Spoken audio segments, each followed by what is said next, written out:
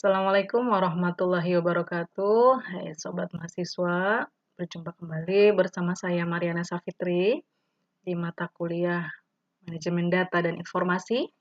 Kali ini kita masuk ke pertemuan keempat, yaitu tentang analisa kebutuhan data serta informasi. Oke, sebelumnya kita sudah mempelajari apa itu data, kemudian apa itu informasi, menyusunnya sebagai sebuah pengetahuan ya. Kemudian kita juga belajar database, kemudian case tools. Nah, sekarang kita mau bahas bagaimana sebuah data dan informasi harus dianalisa ya. Analisa kebutuhan data ataupun informasi merupakan proses yang bertujuan untuk menentukan apakah yang harus dikumpulkan, kemudian apa yang harus diukur, serta dianalisa, dan juga bagaimana kita cara mengumpulkan, mengukur, dan menganalisa data tersebut. Ya. Analisa kebutuhan data serta informasi sebagai tahap awal dalam proses pengolahan data dan informasi, di mana analisa kebutuhan data dan informasi harus dilakukan dengan cermat supaya data yang kita kumpulkan benar-benar sesuai ya dengan kebutuhan serta tidak menghabiskan banyak waktu, tenaga ataupun biaya. Ya. Analisa kebutuhan data serta informasi biasanya dilakukan oleh perusahaan maupun organisasi ya ataupun instansi ya yang memerlukan data serta informasi untuk mengambil keputusan atau juga menyusun rencana serta mengevaluasi kinerja yang sudah ada sebelumnya ya. Sebagai contoh, sebuah perusahaan yang ingin mengetahui bagaimana kinerja produknya di pasar dapat dilakukan analisa kebutuhan data serta informasi untuk menentukan apakah yang harus dikumpulkan dan diukur, misalkan data penjualan, kemudian juga data pelanggan, serta data pesaing. Berikut adalah tujuan dilakukannya analisa kebutuhan. Yang pertama, menentukan jenis dan sumber data yang diperlukan. Ya. Tentunya akan membantu menentukan jenis data yang diperlukan itu serta sumber data yang tepat untuk mendukung kebutuhan sistem informasi. Selanjutnya, menentukan cara pengumpulan data. Ya. Analisa kebutuhan data juga membantu dalam menentukan bagaimana cara mengumpulkan data yang tepat. Ya, misalkan apakah dengan menggunakan formulir. Formulir sendiri bisa secara online ataupun offline gitu ya. Kemudian bisa dengan survei atau data yang ada. Ya. Berikutnya, menentukan cara menyimpan data. Ya, di mana analisa ini membantu dalam menentukan bagaimana cara menyimpan data yang tepat. Ya, apakah dengan menggunakan database ya atau file-file tertentu.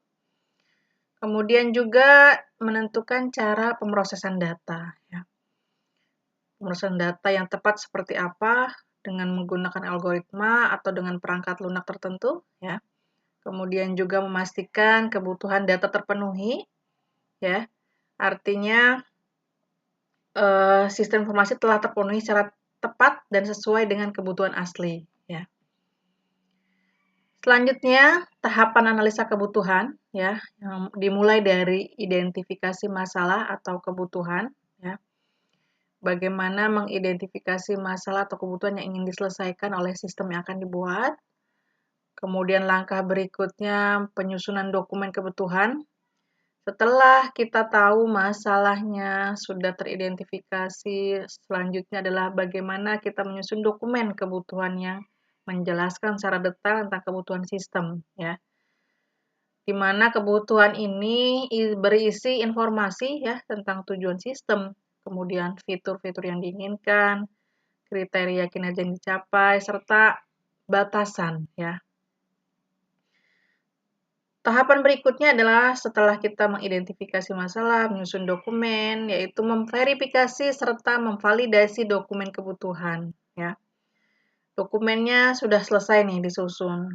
Selanjutnya tentu harus dilakukan verifikasi ataupun validasi terhadap dokumen tersebut. Yang tujuannya memastikan bahwa dokumen kebutuhan telah sesuai dengan kebutuhan asli, ya. Kemudian juga validasi dilakukan untuk memastikan bahwa dokumen telah sesuai dengan standar yang telah ditetapkan. Tahapan berikutnya adalah persetujuan dokumen kebutuhan. Ya. Setelah dokumennya diverifikasi serta divalidasi, maka dilakukan persetujuan ya terhadap dokumen oleh pihak-pihak yang terkait seperti pemilik proyek, user, tim teknis, atau semua yang terlibat dalam pengembangan sistem. Dan di langkah terakhir adalah revisi dokumen kebutuhan. Jika terdapat kesalahan atau kekurangan dalam dokumen kebutuhan, maka perlu dilakukan revisi terhadap dokumen tersebut sesuai dengan masukan dari pihak-pihak yang terkait ya. Revisi dilakukan hingga dokumen benar-benar sesuai dengan kebutuhan yang sebenarnya. Kebutuhan data mendefinisikan item data atau struktur data yang spesifik yang harus dimasukkan sebagai bagian dari sistem perangkat lunak. Sebagai contoh, sebuah sistem penggajian akan mempunyai kebutuhan data berupa nominal gaji pegawai tahunan. Ya. Selanjutnya, teknik pengumpulan data ya, dalam analisa kebutuhan atau nama lainnya adalah fact-finding teknik. Sebuah teknik yang dapat dilakukan oleh sistem analis untuk mengumpulkan fakta-fakta penting dalam membangun database application. Kemudian juga biasanya digunakan pada tahapan awal SDLC. Ada beberapa teknik yang dapat digunakan dalam fact-finding teknik, tergantung dari lingkungan bisnisnya. Kemudian juga jumlah waktu, serta biaya, ya, termasuk melibatkan preferensi stakeholder dan para pakar di bidang tersebut.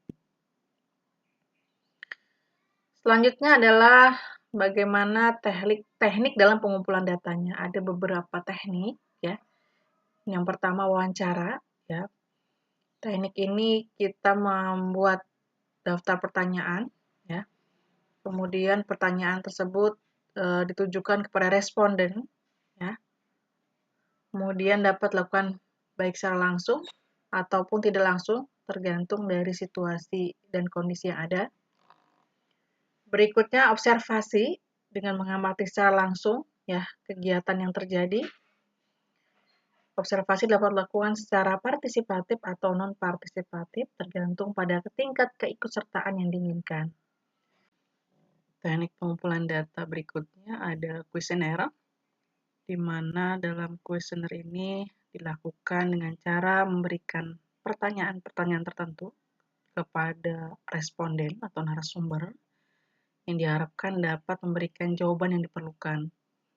Kuesioner dapat diberikan secara langsung ataupun tidak langsung, ya, dilihat dari situasi dan kondisi yang ada.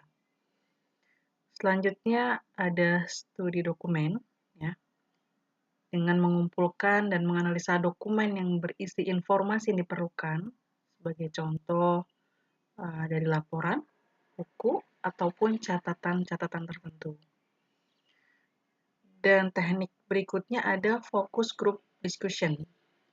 Dilakukan dengan cara mengumpulkan sekelompok orang yang tentunya dianggap memiliki informasi yang diperlukan untuk dijadikan sebagai informan, ya, yang memberikan informasi dalam diskusi berfokus tentang topik yang diinginkan. Di sini ada proses analisa kebutuhan data, ya, langkah-langkahnya, mulai dari dokumen manual, kemudian kebutuhan data lainnya yang muncul akibat analisa, kemudian diidentifikasi datanya, selanjutnya dibuatlah diagramnya. Ya. Di sini dibuat DRD-nya.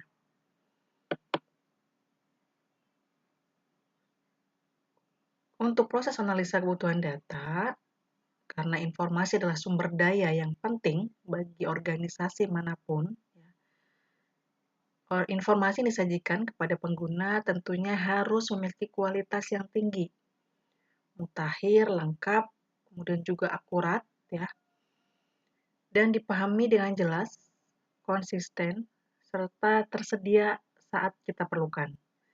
Informasi tentunya harus tersedia kapan dan di mana saja, ya.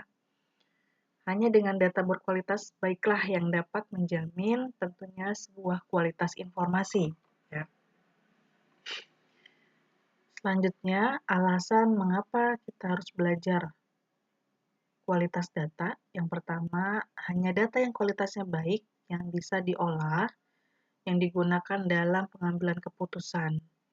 Berikutnya, kualitas data yang buruk umumnya memiliki dampak yang besar hingga pada proses pelayanan pelanggan, perolehan pendapatan, serta keuntungan. Dan yang ketiga, kualitas data yang buruk memiliki dampak langsung pada kemampuan pengambilan keputusan organisasi. Berikutnya ada data quality assurance, yaitu proses yang bertujuan untuk memastikan bahwa data yang dihasilkan memenuhi standar kualitas yang telah ditetapkan, di mana data quality assurance ini merupakan bagian dari data quality management, yang tujuannya untuk memastikan bahwa data yang dihasilkan memenuhi standar kualitas yang diinginkan selama seluruh proses pengolahan data. Dalam analisa kebutuhan data dan informasi, tentu hal ini sangat penting untuk memastikan bahwa data yang digunakan untuk memenuhi kebutuhan tersebut memenuhi standar kualitas, ya. Kemudian juga hasil analisa yang dilakukan tidak terpengaruh oleh data yang tidak akurat ataupun tidak valid. Untuk melakukan DQA, pertama-tama perlu dilakukan identifikasi terhadap kebutuhan data dan informasi diperlukan. Kemudian juga kriteria kualitas data yang diinginkan. Tentu perlu dilakukan pengumpulan data dari sumber yang terpercaya dan valid, serta terverifikasi terhadap keakuratan dan validitas data tersebut. Selanjutnya, data tersebut diproses dan dianalisa sesuai dengan kebutuhan, dan tentunya melewati yang namanya validasi, ya. Selanjutnya perlu dilakukan tindak lanjut terhadap hasil analisis yang diperoleh, serta pemantauan terhadap kualitas data secara berkala. Hal ini untuk memastikan bahwa data tersebut tetap memenuhi standar kualitas yang diinginkan. Terdapat beberapa persoalan umum yang sering dihadapi dalam mencari data yang kualitas, di antaranya data tidak terstruktur, yakni seringkali sulit untuk diproses serta dianalisa secara efektif. Kemudian juga data tidak akurat, ya, yang menyebabkan kesimpulan yang salah atau inferensi yang tidak tepat. Kemudian juga data tidak lengkap, ya, yang dapat mengakibatkan hasil analisa tidak representatif atau tidak dapat diandalkan. Ada juga data tidak terjangkau, ya, di mana data tidak mudah diakses, tidak terjangkau, yang mengakibatkan menyulitkan proses dalam pengumpulan dan analisa data. Ada juga data tidak terlindungi, ya. Data yang tidak terlindungi dengan baik tentunya dapat mengalami kebocoran ataupun penyalahgunaan, ya, yang tentu dapat merugikan individu ataupun organisasi yang bersangkutan. Lalu bagaimana mengidentifikasi data agar data yang dihasilkan berkualitas dan bisa dijadikan sebuah informasi? Tentunya untuk mengidentifikasi data yang berkualitas sesuai dengan DQA dan dapat dijadikan sebagai informasi yang bermanfaat, ada beberapa langkah yang perlu dilakukan. Yang pertama, tentukan tujuan penggunaan data, kemudian diidentifikasi, ya, tujuan penggunaan datanya apa, ya, yang dapat membantu dalam menentukan kriteria data. Berikutnya, tentukan sumber data yang dipercaya, yang akan memberikan data yang akurat dan valid, ya. Berikutnya, pastikan data terstruktur. Tentunya dengan data yang terstruktur akan lebih mudah diproses serta dianalisa dibandingkan dengan data yang tidak terstruktur. Langkah berikutnya adalah jadilah selektif dalam mengumpulkan data. Artinya data yang dikumpulkan tidak perlu terlalu banyak, ya, yang dapat menyebabkan tidak relevan, ya, dengan tujuan yang dicapai. Langkah Berikutnya ada pastikan data terlindungi dengan baik, ya, yang akan mengakibatkan terhindar dari kebocoran ataupun penyalahgunaan yang dapat merugikan individu ataupun organisasi yang bersangkutan. Berikut ada sebuah studi kasus, yaitu tentang koperasi, ya.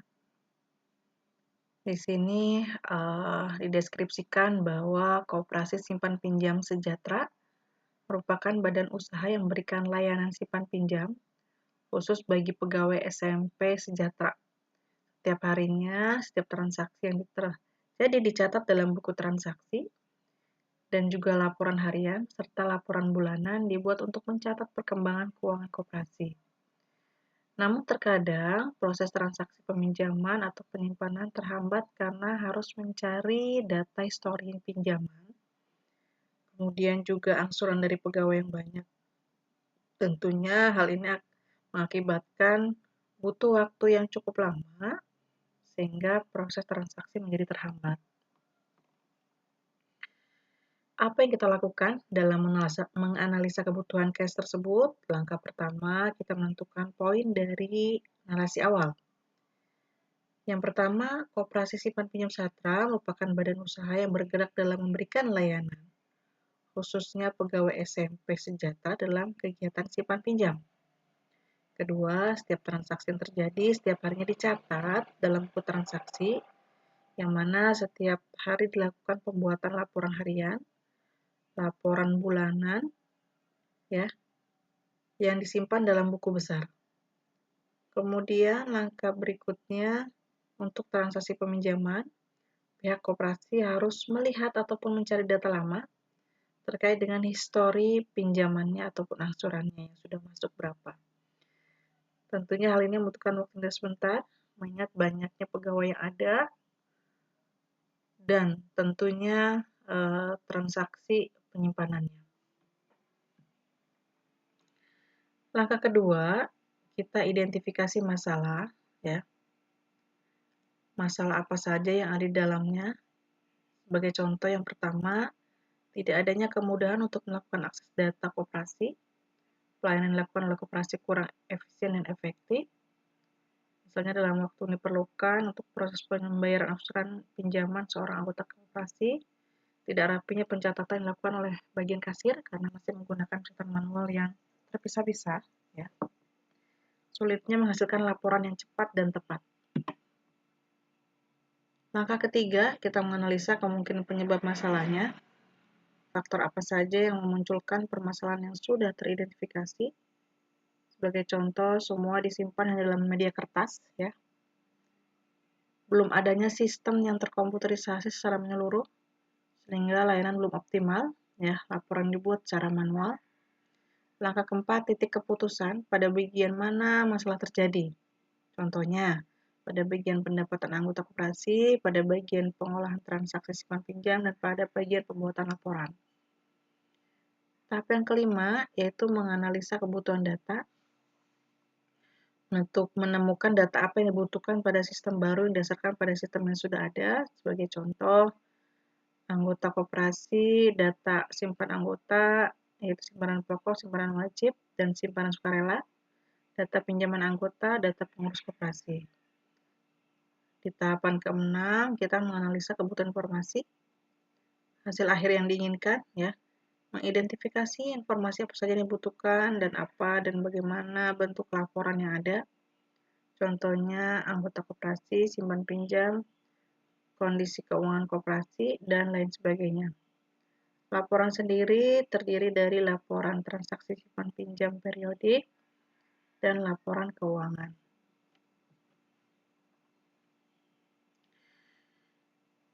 Kita lihat di sini proses penyimpanan dan pemilihan data. Di kasus sebelumnya, kita menganalisa kebutuhan data, ya. Dalam implementasi ke dalam sistemnya dibutuhkan sebuah konsep basis data dan perangkat lunak yang digunakan untuk mengelola sistem manajemen basis data, ya, atau DBMS. Sekumpulan konsep untuk mendeskripsikan struktur database dan batasan tertentu yang harus dipatuhi oleh database disebut dengan pemodelan data dalam sistem. database sendiri secara sederhananya yaitu gudang ya. Kita analogikan database itu sebuah gudang data ya yang terkait secara logis dan serupa. Karena bagian penting dari keseluruhan proses pengembangan adalah untuk memahami dan mendokumentasikan persyaratan tersebut, sehingga sistem praktik dikembangkan dan akhirnya disampaikan benar-benar membantu pengguna dengan memenuhi persyaratan mereka. Berikut ada sebuah contoh ya, sebuah contoh interface ya, formulir pengiriman barang dalam negeri. Di sini ada data penerima, ada data pengirim ya. Ada proses, ada asesmen juga ya. Ini merupakan formulir pengiriman barang. Dari dokumen ini kita dapat ambil kolomnya ya, yaitu kolom ini bisa dibilang atributnya ya, data penerima ya, yang terdiri dari nama awal, akhir, alamat, provinsi, kabupaten, kode pos, dan juga telepon. Sedangkan untuk data pengirim ini terdiri dari nama awal, nama akhir, kemudian alamat pengiriman, provinsi, kabupaten, kode pos, telepon. Ya. Ini dari dua formulir ini kita bisa mendapatkan dua data, yaitu data penerima dan data pengirim.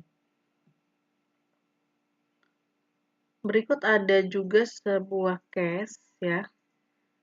Anda diminta untuk membuat tahapan analisanya sesuai dengan contoh sebelumnya. Ya. Silakan dikerjakan. Nah, ini jika teman-teman mau lebih memperdalam lagi ya, bisa melihat referensi. Baik, mungkin sampai sini ya untuk materi di pertemuan 4 ya. Kurang lebihnya mohon maaf. Saya akhiri. Wassalamualaikum warahmatullahi wabarakatuh.